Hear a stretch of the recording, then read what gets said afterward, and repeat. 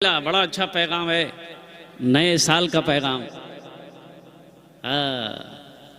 ये नया साल आने वाला है क्या है? हमको पता नहीं था, अभी पता चला रास्ते में कि हजरत इस पर गुफ्तगू करनी है। नया साल 2021 और कुर्बान जाओ, हमारे नौजवान ऐसे ही दीवाना है। अब मैं उसे क्या बताऊं कि ये नया साल किसका है। उसे पता तो हो, इल्म तो हो, उसे खबर भी तो हो कि ये नया साल हमें मनाना चाहिए कि नहीं चाहिए, इनकी खुशी मजहब इस्लाम में दुरुस्त है कि नहीं है, ये है क्या। कुर्बान जाओ मेरे बच्चों, तुम्हें शायद के पता हो या पता ना भी हो कि मजहब इस्लाम का नया साल कब से शुरू होता है, किस महीने से शुरू होता है। एक नौजवान ने जवाब दिया, अल्हम्दुलिल्लाह मजहब इस्लाम का नया साल मुहर्रमुल हराम की पहली तारीख से शुरू होती है। ये ईसाइयों का ये नया साल शुरू किया हुआ है जनवरी का महीना से। अंग्रेजों का ये त्यौहार है। हाँ, ये जमहूरियत का मुल्क है, हम इस मुल्क में रहते हैं अल्हम्दुलिल्लाह। नया साल अगर इस मुल्क के हमारे भाई बिरादर वतन अगर इसको मनाते हैं तो हम शरीक हैं, लेकिन उनकी नाजायज़ खुशियों में शरीक नहीं हैं। हम शरीयत के ख़िलाफ़ कदम नहीं उठा सकते, हम शरीयत के ख़िलाफ़ काम नहीं कर सकते, हम शरीयत के ख़िलाफ़ खुशियाँ मना नहीं सकते। शरीयत ने खुशियाँ मनाने का एक मौका दिया है, एक वक्त दिया है। शरीयत ने कहा है, इजाज़त दिया है कि खुशियाँ कब कब तुम्हें मनानी है, लेकिन इसका मतलब ये नहीं है कि नया साल के मौके पर हम गलत रस्में करें और क्या कहते हैं कि शरीयत का मजाक उड़ाएं। इससे ये भी होगा कि अल्लाह तबारक व तआला इसका पकड़ दुनिया में भी फरमाएगा, आखिरत में भी इसकी पकड़ होगी। तो इंशाअल्लाह नया साल मनाएंगे भाई, मनाएंगे। कितने लोग मनाएंगे जरा हाथ उठा के बताइए तो। एक भी लोग नहीं मनाएंगे। और कितने लोग नहीं मनाएंगे जरा हाथ उठाओ। अल्हम्दुलिल्लाह अल्हम्दुलिल्लाह। नया साल हमारा जब शुरू होगा, मुहर्रमुल हराम की पहली तारीख जब होगी, हम नया साल मनाएंगे अल्हम्दुलिल्लाह। अल्लाह पाक की बारगाह में अल्लाह पाक की बारगाह में दुआ करेंगे, गुरेज़ारी करेंगे, अल्लाह पाक की बारगाह में दुआ करेंगे कि अल्लाह ये जो नया साल आया है अमन सलामती वाला साल बनाना, या अल्लाह वबाओं को बलाओं को दूर फरमा देना, और ये साल को हमारे लिए रहमतों का बरकतों का ज़ख़ीरा बना देना, और इस साल को हमारे घर वालों के लिए, हमारे मुल्क के लिए, सारी कायनात के लिए रहमत बना देना। ये दुआ करनी। तो अल्हम्दुलिल्लाह सुम्मा अल्हम्दुलिल्लाह। इससे हमारे बच्चे क्या कहते हैं कि बचें, गलत रस्म से हमारे बच्चे बचने की कोशिश करें। अब भाई जो खड़े हैं, अगर जगह मिल रही है बैठने की तो बैठ जाएं अल्हम्दुलिल्लाह। अगर जगह इधर कुर्सियां खाली, अगर बैठने की जगह है तो माशाअल्लाह आप बैठ जाएं। मैं बहुत जल्दी चाहता हूं कि अपनी बात को मैं पूरी कर लूं, ख़त्म कर दूं इंशाअल्लाह। कितने देर में? आधा घंटा में? हैं?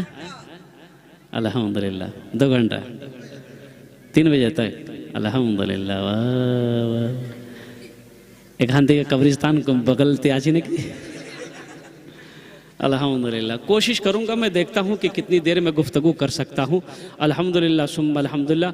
दिल जमी के साथ आप लोग तशरीफ़ फरमा बैठें अल्हम्दुलिल्लाह। और एक बात याद रखें कि सुनना बहादुरी है, उससे बड़ा बहादुरी है सुनकर अमल करना।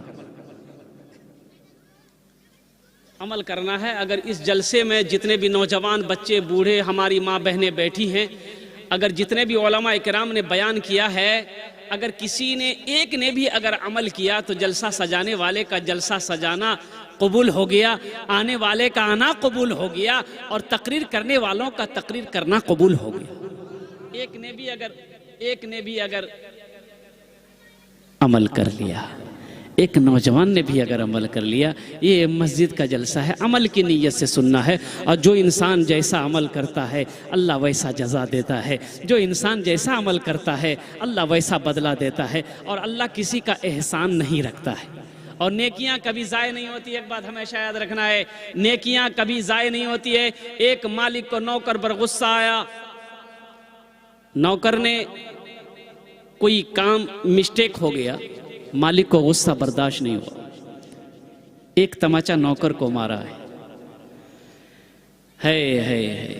नौकर आखिर वो भी तो इंसान था, उसे भी गुस्सा आया, लेकिन मालिक को मार नहीं सकता है। बगल में घर था, घर गया, उसकी बीवी बेचारी बैठी हुई थी, जाकर एक तमाचा बीवी को मार दिया।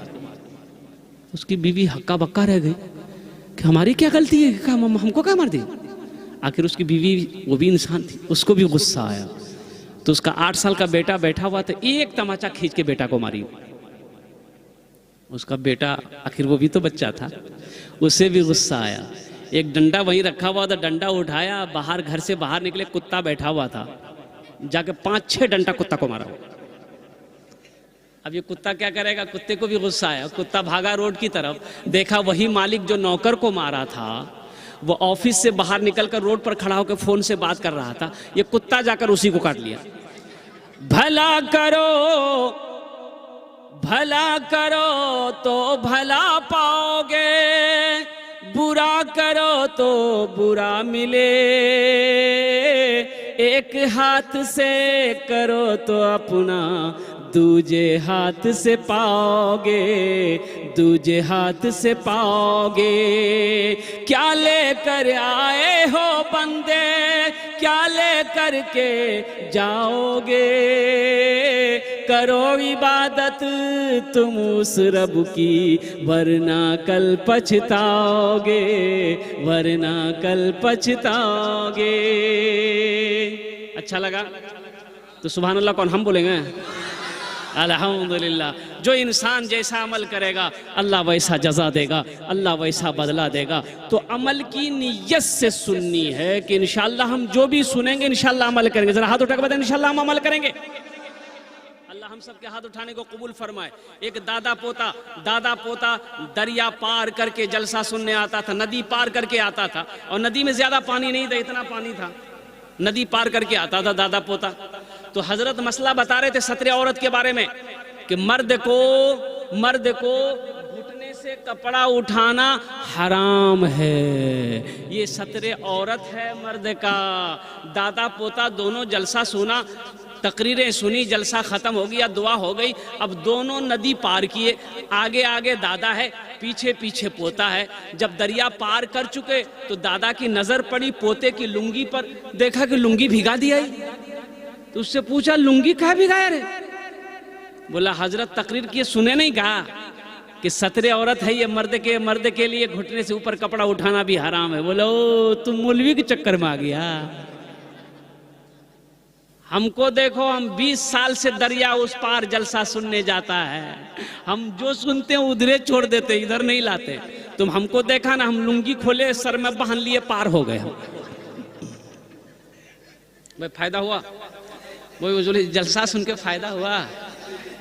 कुर्बान जाओ। कुछ लोगों ने कुछ मसलों को काटना शुरू कर दिया, कैंची लेके काटना शुरू कर दिया। जान बचाओ, जान छोड़ाओ, इन मुल्लों के चक्कर में मत पड़ो। बाप रे बाप, हुजूर तो लपेट देते हैं, सुन्नत में जकड़ देते हैं। एक आदमी के जलसे में, एक गांव में कभी जलसा नहीं हुआ, पहली बार जलसा हो रहा था। एक चचा मियाँ थे, एक नौजवान ने मजाक में कहा कि चचा अपने गांव में, आपके गांव में जलसा है, अपने गांव में जलसा है, आप नया कपड़ा सिलाए? बोला कि नहीं। बोला सिला लो। बोला क्यों? बोला नहीं जरूरी है, जलसे में नया कपड़ा पहन के जाना चाहिए। वो बेचारे सीधे सपाटे समझे कि शायद होगा ऐसे ही। गया बाजार, कपड़ा खरीदा, दर्जी के यहाँ गया, कुर्ता पैजामे का नाप दे दिया। बोला भाई कल जलसा है, कल मुझे चाहिए। बोला ठीक है, दोपहर में आ जाना, ले जाना। घर आ गया। आप जिस दिन जलसा था गया, कुर्ता पैजामा छोड़ा के लाया, तो घर आके सोचा कि थोड़ा पहन के देख ले फिट फाट है कि नहीं। कुर्ता पैजामा ठीक, कुर्ता पहना ठीक था। पैजामा जब पहना तो देखा कि 4 उंगल पैजामा बड़ा है। टेंशन में आ गया, बोला इतना बड़ा पैजामा पहन के कैसे जाएंगे, लोग क्या कहेगा।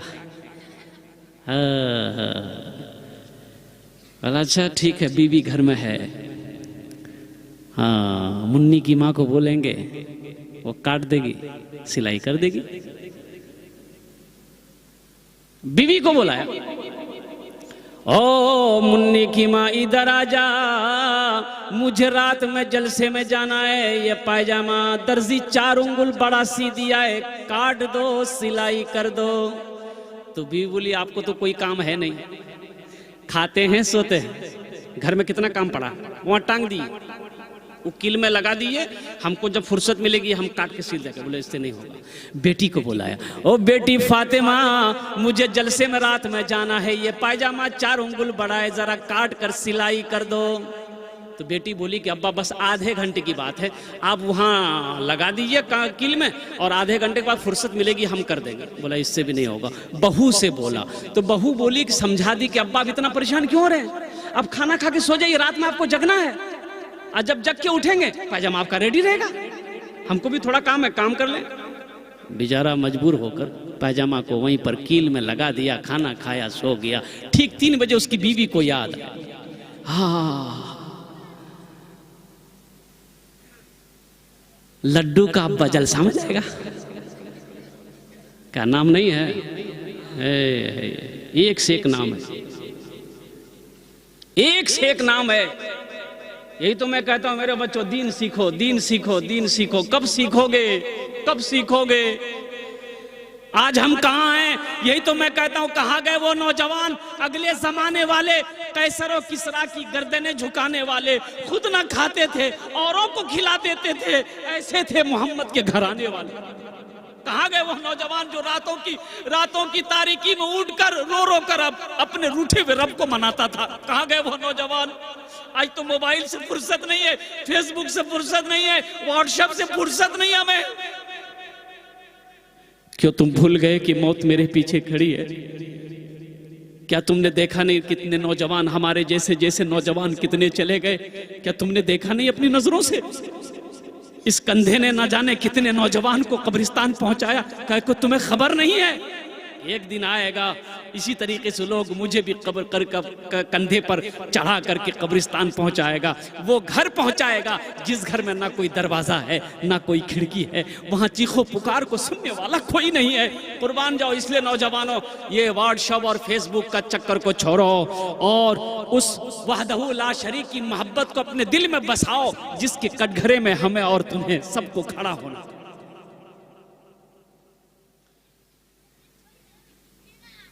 आज हमें पता नहीं हमारे बच्चों के कैसे नाम रखना चाहिए। अब भाई शक्ल से पता नहीं चलता कि मुसलमान है हम, लिबास से पता नहीं चलता कि हम मुसलमान नहीं है हम, कम से कम नाम से तो पता चलना चाहिए कि भाई मुसलमान है। अब मुझे बताइए, कोई लड़का ट्रेन में जा रहा है, मुसलमान लड़का है, दाढ़ी नहीं है, मोछ नहीं है, पैंट शर्ट पहना हुआ है और उसका नाम है राजा। क्या नाम भाई? राजा होता है ना?